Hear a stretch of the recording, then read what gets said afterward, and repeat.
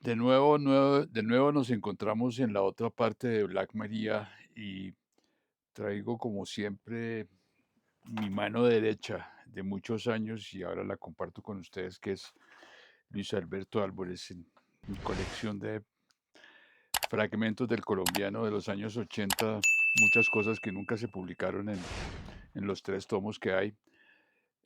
Hablo de una película y traigo a cotación a, a un director muy importante que se llama Jean Cocteau. No solamente pintor, no solamente dibujante, escultor, artista, impresionante. Y tenía una frase maravillosa que dice: el cine es la muerte trabajando, porque los actores mueren mientras trabajan. Y eso me lleva a hablar de esta película Relámpago sobre el agua o Resplandor en el agua, que de alguna manera es una película tan personal, tan particular, porque es el encuentro entre dos vidas, una Wim Wenders y otra Nicola Ray, un tiempo mayor, un tiempo menor y una sola circunstancia, la muerte trabajando. Esto es un artículo del Colombiano del miércoles 11 de noviembre de 1981, escrito por mi gran amigo Luis Alberto Álvarez, y en esto imploro para que recuerden la importancia que fue Luis Alberto Álvarez, no solamente en la crítica, sino en el conocimiento cinematográfico, en la cinefilia, si ustedes quieren llamarlo así. Y leo: la película que será presentada se refiere a Relámpago en el agua o Resplandor en el agua, cualquiera de los dos títulos son válidos. Será presentada este viernes a las 6:30 en la Cámara de Comercio de Medellín. Es la película más diferente y más excepcional que pueda verse en Medellín en mucho tiempo. O sea, la traía como estreno. La película se había presentado ya en Cannes el año anterior, de manera que era una circunstancia especial que él se encargaba de traer esta cinta de Wim Wenders. Es una película que se mueve en la esfera íntima del cine y que exige, para ser comprendida, información adicional. Esta información estará dada por hojas mimeografiadas y citaba el papel de esos grandes sitios de Medellín que de alguna manera nos formaron y de los cuales reconozco que me sirvieron a mí mucho y me ayudaron mucho, sobre todo la Cinemateca El Subterráneo, maravillosa. Hice el lanzamiento de mis revistas de cine, Arcadia, habla del Centro Colombo Americano, y hablamos de la revista Kinetoscopio. O sea, son tantas cosas que es muy importante referenciarlos. Y para terminar esta maravillosa página, dice Luis Alberto, dice: lo hermoso de la película es que Wenders no tiene una aproximación necrofílica de explotación, o sea, no negocia con la muerte, no hace que la muerte se ponga a actuar, ni que es necrofílica, ni de alguna manera sentimental en un sentido de la palabra. No abusa de Ray como sujeto excepcional para su película. A conciencia, aclaro yo, de que Ray estaba muriendo de cáncer, y es una escena lindísima para aquellos que la puedan buscar todavía, de esa escena mítica en el Hudson, en Nueva York, el junco chino con el personaje de Ray vagando, casi saliendo hacia la eternidad, en pocas palabras. De lo suyo es más bien un diálogo entre dos amigos, perdón, un diálogo en el que la muerte de uno tiene que ser necesariamente un tema. Ese es un punto muy interesante. Cómo hacer que la muerte se convierta en una especie de extra dentro de dos grandes monstruos como fueron Wim Wenders y Nicolas Ray. Recordemos de Wim Wenders, por ejemplo, 55 días en Pekín, ahora que recuerdo, Rebelde sin causa con James Dean, Rosa de Lampa, de manera que es un personaje mítico, profesor del Actor Studio, fue determinante en muchas cosas. Entonces dice: lo suyo bien es un diálogo entre dos amigos, un diálogo en que la muerte de uno tiene que ser necesariamente un tema. Y Ray le da la frente a la muerte en una forma tremendamente valerosa y consciente, y la enfrenta frente al aparato que ha constituido la razón de su vida, la cámara cinematográfica. O sea, es como dejar una especie de reconocimiento a la muerte que dice: me va a llevar, no volveré, pero mis películas seguirán vivas. y ahí no podemos hablar de resurrección, simplemente hablamos de un conocimiento que en lugar de morir permanece y que nos obliga a nosotros, de cineastas, de cinéfilos, a recordar cómo el cine nunca muere. El cine es una resurrección permanente. La cinefilia es la primaria de esa resurrección. Para Ray, esta película es el intento de algo que para él es fundamental después de años errabundos, duros e inseguros, recuperar su dignidad, su autoestima, reflexionar sobre el mismo en medio de un grupo de jóvenes que lo venera y que son un ambiente de su familia. Una muerte socrática. Recuerden que Sócrates se envenenó, el filósofo, pero sin ninguna pedantería, terriblemente real, pero con mucha y muchísima dignidad. Y esa dignidad es la que de alguna manera corrige Wim Wenders. Para complementar eso, traigo el catálogo de una retrospectiva del Goethe Institute en Bogotá, donde habla de la película, y este libro de Nicolas Ray que llama Un cineasta interrumpido y sus técnicas de actuación para el cine, donde habla de esa relación con Wim Wenders y de esa película en una escena maravillosa. Pero primero me referiré un poco al concepto que maneja Wenders respecto a esta película, de por qué lo logra, por qué lo logra hacer.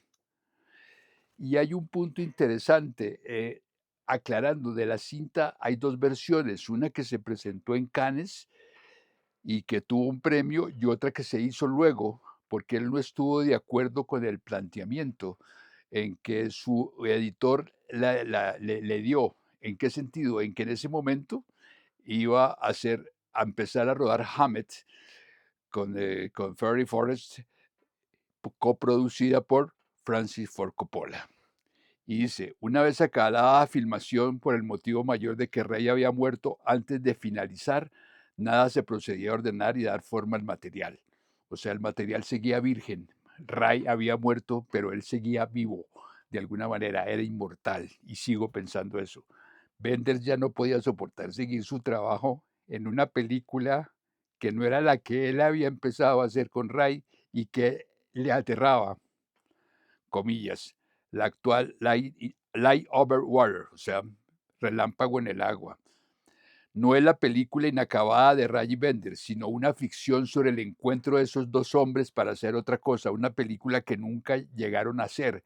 Así que abandonó el material rodado a su montador habitual, el de toda su vida, Peter Prisgoda, polaco.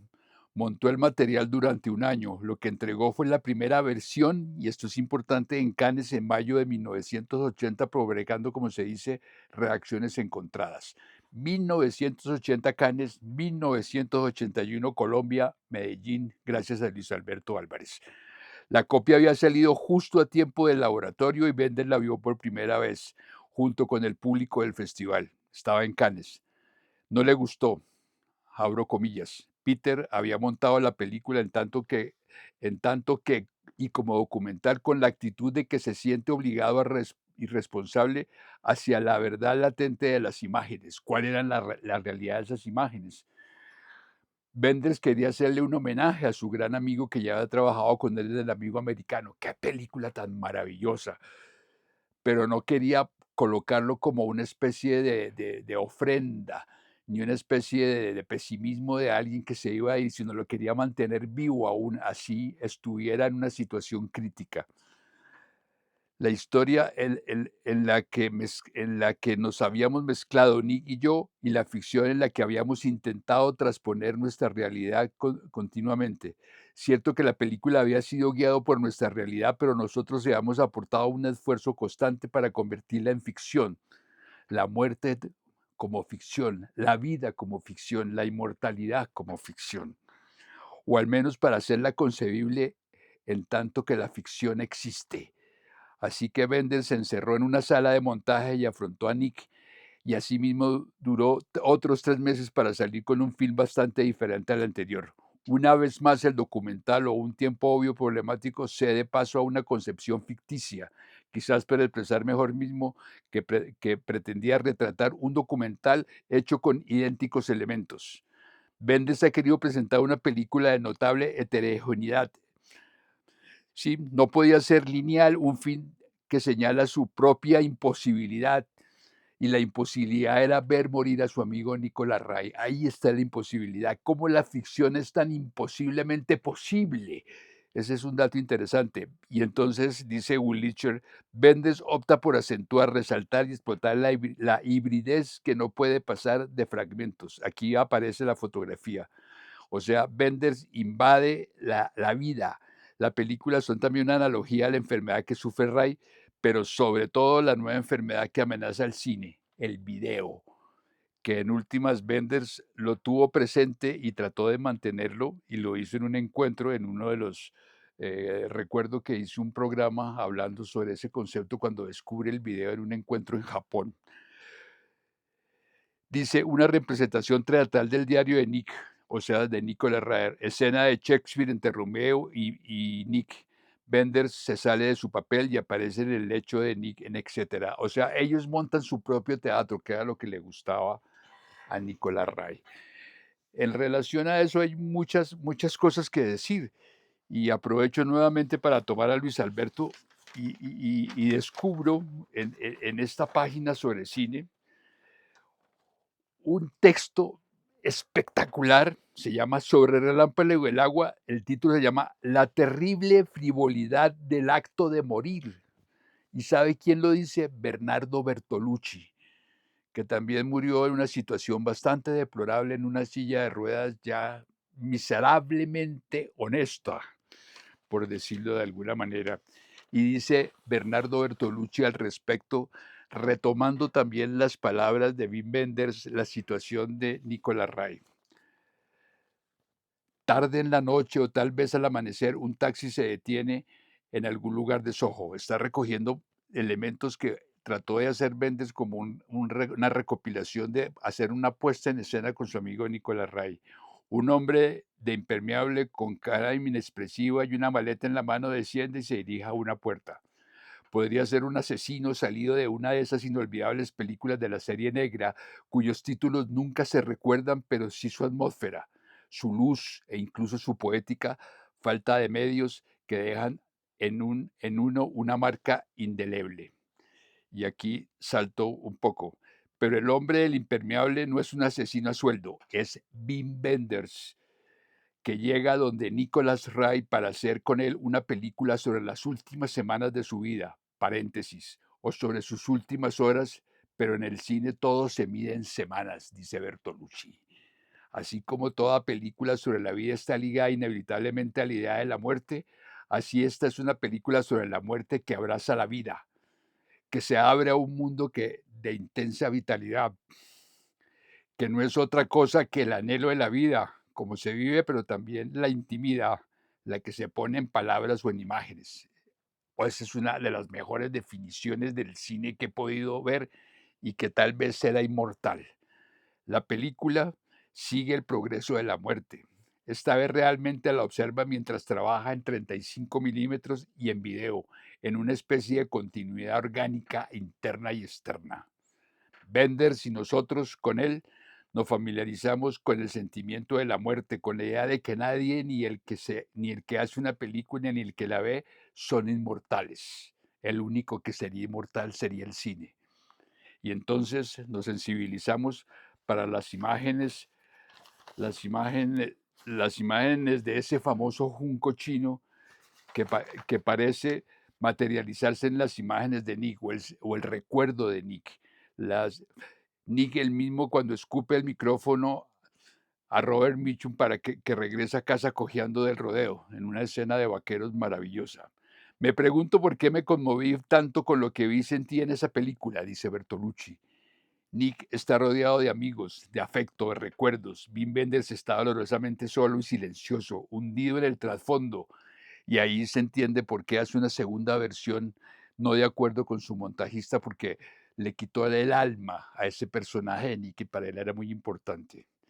Entonces, Vin dolorosamente solo y en silencio hundido en el trasfondo. Su soledad no es la de un asesino de película, una definición bellísima, que no es la que descubre por una de esas licencias poéticas permitidas solo a las cintas de la serie B, la serie B norteamericana, la serie negra, el cine polar, como dicen los franceses, que su cliente y su víctima son la misma persona.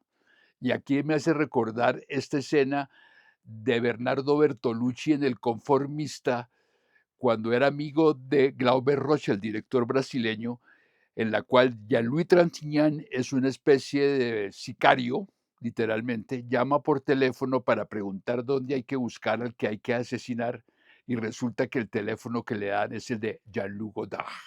Esa es una historia maravillosa porque tanto Bertolucci como Godard se da cuenta, Bertolucci como Glauber Rocha, perdón, se dan cuenta de que Godard los ha traicionado políticamente. Ese maoísmo que planteaba que después va a ser de mayo del 68 se descubre con los años. Aquí hay un contrato entre Wim Wenders y Nick y su cláusula central es el acto de amor del joven director a su maldito padre y maestro, una identificación que es también un exorcismo. La muerte es un exorcismo. Y aquí ya para terminar, en este libro de la Universidad Nacional Autónoma de México, del CUEC, hay un poema con el cual remato, dicho por por Nicolás Ray a Wim Wenders. Y cuando llegue el momento, una vez más, y cuando llegue el momento, y una vez más en que los hombres digan que este es el camino y no ese, espero que desde hace mucho me hayan olvidado y que entonces me revivan. En el gozo del juvenil conocimiento de la inmortalidad por un titular de película y un destello de esperanza, y solo una vez más, yo, yo encuentro la pregunta en mi corazón por siempre, viviendo, muriendo, pero una sola vez más. Nicolás Ray, a Wim Wenders. Gracias.